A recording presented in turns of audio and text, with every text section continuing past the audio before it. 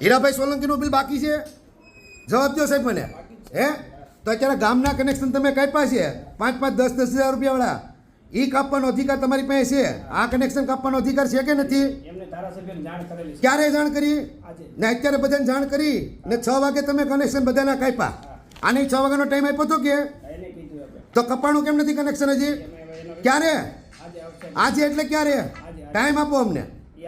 હવે તમે બધા સરકારના પૈસા ખાવાનું બંધ કરો. આ પબ્લિકના જ પૈસા નહીં બેઠા છો તમે બધા. નાના માણસોના કનેક્શન કાપી નાખવાના. કોને નથી કાપ્યા? બોલો તો ફાટેલો છે, બોલો. બાકી એમને હમણાં તો કહેતા તમે કે દિલ્હીથી અમારે આવે છે આ બધું.